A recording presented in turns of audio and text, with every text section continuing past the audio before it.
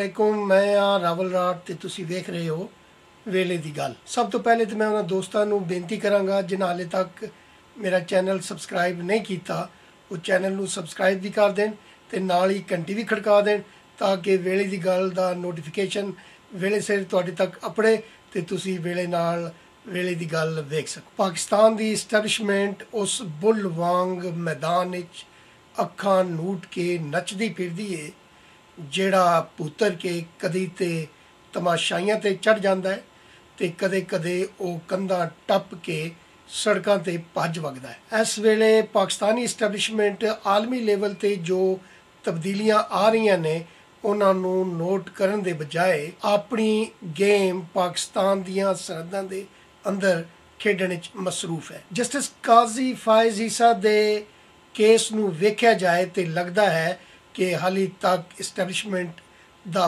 ਪੰਜਾ ਉਸੇ ਤਰੀਕੇ ਨਾਲ ਗੱਡਿਆ ਹੈ ਜਿਵੇਂ ਕਿ ਪਹਿਲੇ ਦਿਨ ਤੋਂ ਗੱਡਿਆ ਹੋਇਆ ਸੀ। ਅਥੌੜਾ ਗਰੁੱਪ ਦੇ ਸਰਬਰਾਹ ਹਾਲੇ ਤੱਕ ਉਹਨਾਂ ਦੀਆਂ ਉਂਗਲਾਂ ਤੇ ਨੱਚ ਰਹੇ ਨੇ। ਹਾਲਾਂਕਿ ਮਤੀਉੱਲਾ ਜਾਨ ਨਾਲ ਰਿਟਾਇਰਡ ਕਰਨਲ ਅਬਦੁਲ ਰਹੀਮ ਸਾਹਿਬ ਦੱਸ ਚੁੱਕੇ ਨੇ ਕਿ ਉਹ ਉਹਨਾਂ ਦੇ ਰਿਡਾਰ ਦੇ ਉੱਤੇ ਮੌਜੂਦ ਹੈ। ਉਸ ਦੀ ਰਿਡਾਰ ਤੇ ਮੌਜੂਦਗੀ ਦਾ ਕਾਰਨ ਕਰਾਚੀ ਦੇ ਉਹ ਅਸਕਰੀ ਸ਼ਾਦੀ ਹਾਲ ਨੇ ਜਿਨ੍ਹਾਂ ਨੂੰ ਉਹਨਾਂ ਨੇ ਢਾਣ ਦਾ ਹੁਕਮ ਜਾਰੀ ਫਰਮਾਇਆ ਸੀ। ਦੂਜੇ ਬੰਨੇ PDM ਦੀ ਤਹਿਰੀਕ ਉਸੇ ਤਰੀਕੇ ਨਾਲ ਡਟ ਕੇ ਖੜੀ ਹੈ ਜਿਸ ਤਰੀਕੇ ਨਾਲ ਉਹ ਡੇ 1 ਤੋਂ ਖੜੀ ਸੀ। ਪਾਕਿਸਤਾਨ ਦੇ ਮੌਜੂਦਾ ਸਿਆਸਤਦਾਨਾਂ ਦੇ ਵਿੱਚ ਸਭ ਤੋਂ ਜ਼ਿਆਦਾ ਸਿਆਣਾ ਤੇ ਗਾਹਕ ਸਿਆਸਤਦਾਨ ਨਵਾਜ਼ ਸ਼ਰੀਫ ਹੈ, ਕਿਉਂਕਿ ਨਵਾਜ਼ ਸ਼ਰੀਫ ਇਸਟੈਬਲਿਸ਼ਮੈਂਟ ਦੇ ਨਾਲ ਮਿਲ ਕੇ 25-30 ਸਾਲ ਖੇਡਿਆ ਹੈ। ਉਹਨਾਂ ਦੀ ਹਰ ਖੇਡ ਦਾ ਜਾਣੂ ਹੈ, ਉਹਨਾਂ ਦੀ ਕਮਜ਼ੋਰੀ ਉਹਨਾਂ ਦੀ ਤਾਕਤ ਤੋਂ ਉਹ ਵਾਕਿਫ ਹੈ। ਪਰ ਇਸਟੈਬਲਿਸ਼ਮੈਂਟ ਘਰ ਦੇ ਅੰਦਰ ਜਿਹੜੇ 50-60 ਕਾਰੋਬਾਰ ਦੀ ਇੱਕ ਐਮਪਾਇਰ ਖੜੀ ਕੀਤੀ ਹੋਈ ਹੈ, ਉਸ ਦੇ ਇਲਾਵਾ ਜਿਹੜਾ ਆਸਮ ਬਾਜਵਾ ਦੇ ਨਾਂ ਤੇ ਪੀਜ਼ਾ ਐਮਪਾਇਰ ਤੇ ਹੋਰ ਮਾਲ ਦੌਲਤ ਤੇ ਕਾਰੋਬਾਰਾਂ ਦੀ ਜਿਹੜੀ ਐਮਪਾਇਰ ਅਮਰੀਕਾ ਦੇ ਵਿੱਚ ਕਾਇਮ ਹੈ, ਉਸ ਦੇ ਹਵਾਲੇ ਨਾਲ ਅੱਜ ਵੀ ਪਾਕਿਸਤਾਨ ਦੇ ਮੀਡੀਆ ਦੀ ਸੰਗੀ ਕੋਪ ਦਿੱਤੀ ਜਾਂਦੀ ਹੈ ਜਦੋਂ ਆਸਿਮ ਬਾਜਵਾ ਦਾ ਨਾਂ ਲਿਆ ਜਾਂਦਾ ਹੈ। ਇਸ ਤੋਂ ਸਾਫ਼ ਜ਼ਾਹਿਰ ਹੈ ਕਿ ਇਹ ਇਕੱਲਾ ਆਸਿਮ ਬਾਜਵਾ ਨਹੀਂ, ਇਸ ਪੂਰੇ ਗਰੋਹ ਦੀ ਉਹ ਮੁਸ਼ਤਰਕਾ ਐਮਪਾਇਰ ਹੈ ਔਰ ਉਸ ਨੂੰ ਹਾਲੇ ਤੱਕ ਜਿਹੜੇ ਇੰਜੈਕਸ਼ਨ ਨੇ ਪਾਕਿਸਤਾਨ ਤੋਂ ਲਾਏ ਜਾ ਰਹੇ ਨੇ। ਉਹ ਵਕਤ ਦੂਰ ਨਹੀਂ ਜਦੋਂ ਅਹਿਮਦ ਨੂਰਾਨੀ ਅਗਲੀ ਆਉਣ ਵਾਲੀ ਆਪਣੀ ਕਿਸ਼ਤ ਵਿੱਚ ਇਹਨਾਂ ਦੇ ਮਜ਼ੀਦ ਕਰਤੂਤ ਸਾਹਮਣੇ ਲਿਆਏਗਾ। ਇਸਟੈਬਲਿਸ਼ਮੈਂਟ ਇਸ ਵਕਤ ਇੱਕ ਜ਼ਖਮੀ ਸ਼ੇਰ ਵਾਂਗੂ ਆਵਾਮ ਤੇ ਉਸ ਦੇ ਲੀਡਰਾਂ ਉੱਤੇ ਹਮਲਾ ਕਰਨ ਵਾਸਤੇ ਘੂਰ ਕੇ ਬੈਠੀ ਹੈ। ਜਿਸ ਤਰੀਕੇ ਨਾਲ ਇੱਕ ਜ਼ਖਮੀ ਸ਼ੇਰ ਸ਼ਿਕਾਰੀ ਉੱਤੇ ਹਮਲਾ ਕਰਨ ਵਾਸਤੇ ਕਿਸੇ ਜਗ੍ਹਾ ਲੁਕ ਜਾਂਦਾ ਹੈ ਔਰ ਲੁਕ ਕੇ ਵਾਰ ਕਰਨ ਦੀ ਸੋਚ ਰਿਹਾ ਹੁੰਦਾ ਹੈ, ਇਸੇ ਤਰੀਕੇ ਨਾਲ ਜਿਹੜੀ ਇਸਟੈਬਲਿਸ਼ਮੈਂਟ ਦੀ ਚੁੱਪ ਹੈ ਉਹ ਇਹ ਦੱਸਦੀ ਹੈ ਕਿ ਉਸ ਜ਼ਖਮੀ ਸ਼ੇਰ ਨੇ ਲੁਕ ਕੇ ਆਵਾਮ ਤੇ ਆਵਾਮ ਦੀ ਲੀਡਰਸ਼ਿਪ ਤੇ ਹਮਲਾ ਕਰਨ ਦੀ ਭਰਪੂਰ ਤਿਆਰੀ ਕਰ ਲਈ ਹੈ। ਪਰ ਸਿਆਣੇ ਸ਼ਿਕਾਰੀ ਉਸ ਜ਼ਖਮੀ ਸ਼ੇਰ ਨੂੰ ਕਿਸ ਤਰ੍ਹਾਂ ਢੇਰ ਕਰਦੇ ਨੇ ਇਹ ਇਸ ਸਿਆਸੀ ਗੇਮ ਦੇ ਸ਼ਿਕਾਰੀ ਚੰਗੀ ਤਰ੍ਹਾਂ ਜਾਣਦੇ ਨੇ। ਉਹਨਾਂ ਸਿਆਸਤਦਾਨਾਂ ਦੇ ਹੱਥ ਮਜ਼ਬੂਤ ਕਰਨਾ ਸਾਡੀ ਆਵਾਮ ਦਾ ਕੰਮ ਹੈ। ਮੁਸਲਿਮ ਲੀਗ ਦੇ ਵਿੱਚ ਮੌਜੂਦ ਸ਼ਹਿਬਾਜ਼ ਸ਼ਰੀਫ ਤੇ ਉਹਦੇ ਨਾਲ ਦੇ ਕਮਜ਼ੋਰ ਲੋਕ ਆਪਣੀਆਂ ਕਿਸ਼ਤੀਆਂ ਡੁਬੋ ਬੈਠੇ ਨੇ, ਜਾਂ ਇੰਜ ਸਮਝੋ ਕਿ ਮਰੀਮ ਨਵਾਜ਼ ਸ਼ਰੀਫ ਨੇ ਉਹਨਾਂ ਦੀਆਂ ਕਿਸ਼ਤੀਆਂ ਡੁਬੋ ਦਿੱਤੀਆਂ। ਇਸ ਵਕਤ ਪਾਕਿਸਤਾਨ ਦੀ ਆਵਾਮ ਦੇ ਵਿੱਚ ਅਗਰ ਕੋਈ ਪਾਪੂਲਰ ਤਾਕਤਵਰ ਲੀਡਰਸ਼ਿਪ ਮੌਜੂਦ ਹੈ ਤੇ ਉਹ ਮਰੀਮ ਨਵਾਜ਼ ਸ਼ਰੀਫ ਦੀ ਲੀਡਰਸ਼ਿਪ। ਮੁਸਲਿਮ ਲੀਗ ਦਾ 99% ਕਾਰਕੁਨ ਮਰੀਮ ਨਵਾਜ਼ ਦੇ ਨਾਲ, ਮੁਸਲਿਮ ਲੀਗ ਨੂਨ ਦਾ ਸਾਰਾ ਵੋਟ ਬੈਂਕ ਮਰੀਮ ਨਵਾਜ਼ ਦੇ ਨਾਲ ਜੁੜ ਕੇ ਖੜਾ ਹੈ। ਦੂਜੇ ਬੰਨੇ ਸ਼ਹਿਬਾਜ਼ ਸ਼ਰੀਫ ਜਾਂ ਉਸ ਦੇ ਨਾਲ ਦੇ ਦੀਗਰ ਜਿਹੜੀ ਲੀਡਰਸ਼ਿਪ ਹੈ ਉਹ ਮੁਕੰਮਲ ਤੌਰ ਤੇ ਬੇਅਸਰ ਹੋ ਚੁੱਕੀ ਹੈ। ਜੋ ਨਿਤ ਦਿਹਾੜੇ ਦੱਸਿਆ ਜਾਂਦਾ ਹੈ ਕਿ ਇੰਨੇ MPA ਇੰਨੇ MNA ਹਕੂਮਤ ਨਾਲ ਮਿਲਣ ਵਾਲੇ ਨੇ, ਇੰਜ ਹੋ ਰਿਹਾ ਹੈ, ਪਾਰਟੀ ਟੁੱਟਣ ਵਾਲੀ ਹੈ, ਇਹ ਸਾਰਾ ਪ੍ਰੋਪਗੰਡਾ ਪਿਛਲੇ 2.5 ਸਾਲ ਤੋਂ ਜਾਰੀ ਹੈ।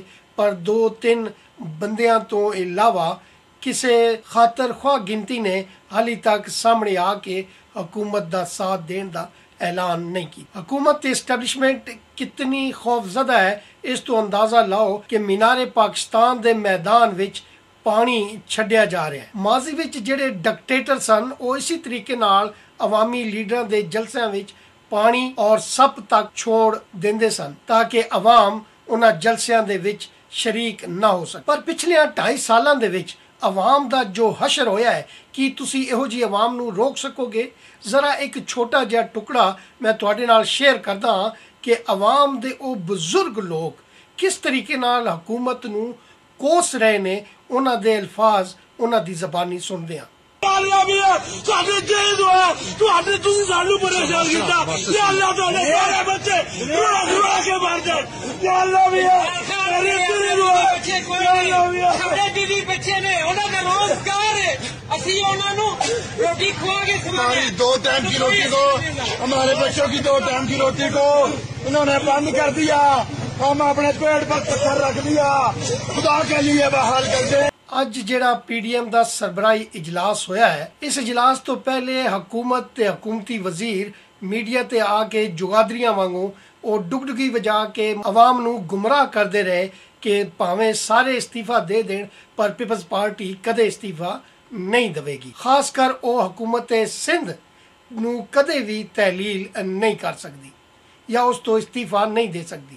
ਜਦ ਕਿ ਅੱਜ ਮੁਸ਼ਤਰਕਾ ਤੌਰ ਦੇ ਉੱਤੇ PDM ਦੇ ਸਰਬਰਾਹੀ ਇਜਲਾਸ ਵਿੱਚ ਇਹ ਫੈਸਲਾ ਕੀਤਾ ਗਿਆ ਹੈ ਕਿ ਸਾਰੇ ਅਰਕਾਨ ਅਸੈਂਬਲੀ ਉਹ ਸੂਬਾਈ ਹੋਣ ਜਾਂ ਕੌਮੀ ਹੋਣ, ਆਪਣੇ ਇਸਤੀਫੇ ਆਪਣੀ ਪਾਰਟੀ ਕਿਆਦਤ ਨੂੰ ਪੇਸ਼ ਕਰ ਦੇਣਗੇ। ਖਾਸ ਕਰ ਇੱਥੇ ਇੱਕ ਸਾਫੀ ਨੇ ਮੌਲਾਨਾ ਸਾਹਿਬ ਤੋਂ ਇਹ ਸਵਾਲ ਕੀਤਾ ਕਿ ਕੀ ਹਕੂਮਤ ਸਿੰਧ ਯਾਨੀ ਸਿੰਧ ਅਸੈਂਬਲੀ ਦੇ ਜਿਹੜੇ ਸੂਬਾਈ ਮੈਂਬਰ ਨੇ ਉਹ ਵੀ ਆਪਣੇ ਇਸਤੀਫੇ ਦੇਣਗੇ, ਤੇ ਮੌਲਾਨਾ ਸਾਹਿਬ ਨੇ ਉਹਨੂੰ ਜਵਾਬ ਦਿੱਤਾ ਕਿ ਸਾਰੇ ਪਾਕਿਸਤਾਨ ਦੇ ਵਿੱਚੋਂ ਸਾਰੀਆਂ ਸੂਬਾਈ ਅਸੈਂਬਲੀਆਂ ਤੇ ਕੌਮੀ ਅਸੈਂਬਲੀਆਂ ਦੇ ਸਾਰੇ ਅਪੋਜੀਸ਼ਨ ਦੇ ਅਰਕਾਨ ਜਿਹੜੇ ਨੇ ਉਹ ਆਪਣੇ ਇਸਤੀਫੇ ਆਪਣੀ ਪਾਰਟੀ ਕਿਆਦਤ ਨੂੰ ਪੇਸ਼ ਕਰ ਦੇਣ। ਉਸ ਤੋਂ ਇਲਾਵਾ PDM ਨੇ ਮੁਸ਼ਤਰਕਾ ਤੌਰ ਦੇ ਉੱਤੇ ਸਾਰਿਆਂ ਸ਼ਹਿਰਾਂ ਦੇ ਵਿੱਚ ਮੁਜ਼ਾਹਰੇ ਔਰ ਜਲਸੇ ਕਰਨ ਦਾ ਐਲਾਨ ਵੀ ਕੀਤਾ ਹੈ। ਭਾਵੇਂ ਇਸ ਦੀ ਤਾਰੀਖ 31 ਦਸੰਬਰ ਰੱਖੀ ਗਈ ਹੈ, ਪਰ ਉਸ ਦੌਰਾਨ ਜਦੋਂ PDM ਆਪਣੀ ਸਿਆਸੀ ਕੁਵਤ ਦਾ ਮੁਜ਼ਾਹਰਾ ਸਾਰਿਆਂ ਸ਼ਹਿਰਾਂ ਦੇ ਵਿੱਚ ਕਰੇਗੀ, ਜਿਹਦੇ ਵਿੱਚ ਹੜਤਾਲਾਂ ਤੱਕ ਸ਼ਾਮਲ ਨੇ, ਤੇ ਹਕੂਮਤ ਦੀਆਂ ਅੱਖਾਂ ਖੁੱਲ ਜਾਣਗੀਆਂ। 31 ਦਸੰਬਰ ਤੋਂ ਬਾਅਦ ਲਾਂਗ ਮਾਰਚ ਦਾ ਵੀ ਐਲਾਨ ਕੀਤਾ ਗਿਆ ਹੈ। ਇਸ ਮੌਕੇ ਤੇ ਇੱਕ ਸਾਫੀ ਨੇ ਸਵਾਲ ਕਰਦੇ ਹੋਏ ਆਖਿਆ ਕਿ ਉਸ ਵਕਤ ਜਿਹੜੀ ਸਰਦੀ ਹੋਏਗੀ ਕਿ ਲੋਕ ਉਸ ਸਰਦੀ ਦੇ ਵਿੱਚ ਸ਼ਾਮਲ ਹੋਣਗੇ, ਤਾਂ ਮੌਲਾਨਾ ਸਾਹਿਬ ਨੇ ਕਿਹਾ ਕਿ ਸਾਡੀ ਤਾਕਤ ਤੇ ਕੁਵਤ ਜਿਹੜੀ ਹੈ ਉਸ ਟੈਂਪਰੇਚਰ ਨੂੰ ਇੰਨਾ ਗਰਮ ਕਰ ਦੇਗੀ ਕਿ ਉਹ ਸਰਦੀਆਂ ਆਵਾਮ ਦਾ ਕੁਝ ਵੀ ਨਹੀਂ ਵਿਗਾੜ ਸਕਦੀ। ਆਪਣੇ ਇਸ ਪ੍ਰੋਗਰਾਮ ਦੇ ਅਖੀਰ ਦੇ ਉੱਤੇ ਮੈਂ ਮੌਲਾਨਾ ਫਜ਼ਲੁਰ ਰਹਿਮਾਨ ਸਾਹਿਬ ਦੀ ਪ੍ਰੈਸ ਕਾਨਫਰੰਸ ਤੁਹਾਡੇ ਵਾਸਤੇ ਛੱਡ ਕੇ ਜਾ ਰਿਹਾ ਔਰ ਤੁਸੀਂ ਖੁਦ ਸੁਣੋ ਕਿ ਮੌਲਾਨਾ ਸਾਹਿਬ ਨੇ ਕਿਸ ਅਜ਼ਮ ਦਾ ਔਰ ਕਿਸ ਜੁਰਅਤ ਦਾ ਇਜ਼ਹਾਰ ਕੀਤਾ ਹੈ। ਉਹ PDM ਦੀ ਆਉਣ ਵਾਲੀ ਪੂਰੀ ਤਹਿਰੀਕ ਬਾਰੇ ਕੀ ਦੱਸਦੇ ਨੇ, ਤੁਸੀਂ ਆਪ ਸੁਣੋ। ਮੇਰੇ ਵੱਲੋਂ ਰੱਬ ਰੱਖ।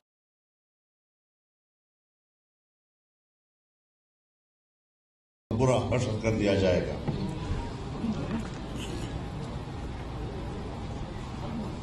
आज जाली वजीर आजम ने फिर कुछ ऐसी बातें की हैं जैसे कि वो नशे में बोल रहे हों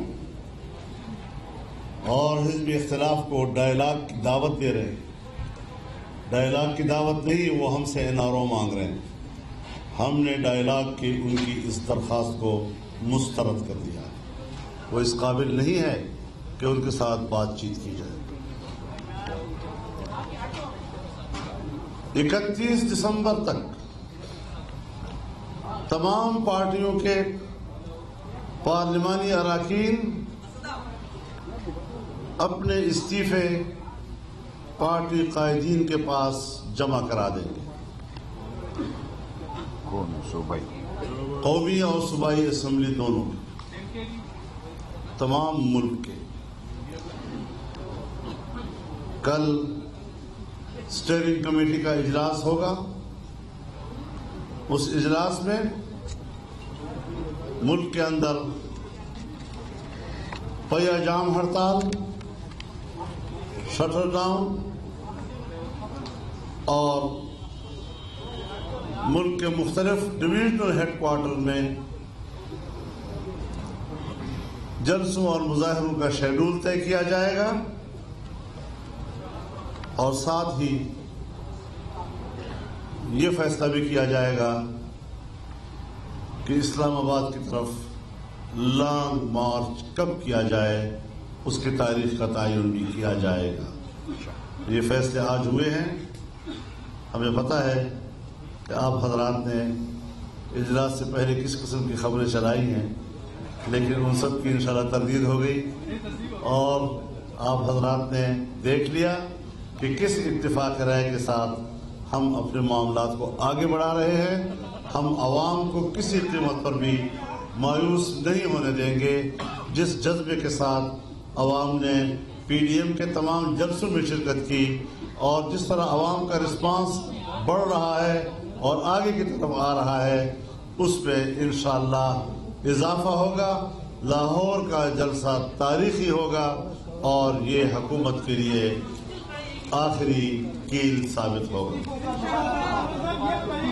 31 دسمبر تک تمام اراکین اسمبلی اپنے اپنے استعفے اپنے پارٹی لیڈرز کے پاس جمع کرا دیں گے.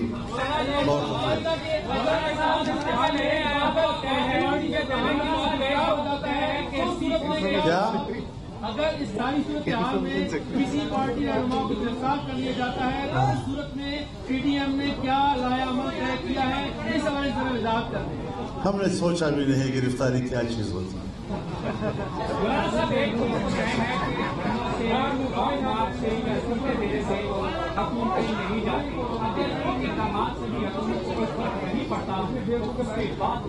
حضرت حکومت کو فرق پڑ چکا ہے. اب اس کے کرسی جو ہے وہ اس کے چولہے ہل چکے ہیں. اب ایک دھکا دینے کی اور ضرورت ہے.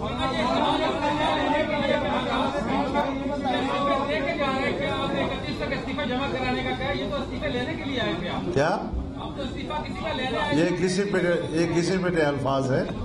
ہم پھر استعفے واپس نہیں چاٹیں گے. اگر دے دیجیے پھر استعفے واپس ان کی طرح نہیں چاٹیں گے.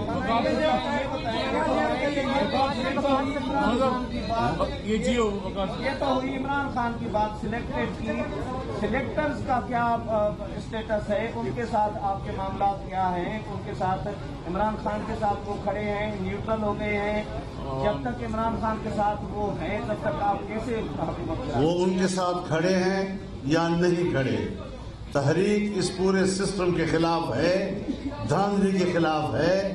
جس میں دھاندلی کرنے والے خود سوچیں کہ پھر ان کا انجام کیا ہوگا، اس کے بارے میں پبلک پرسپشن کیا آئے گا.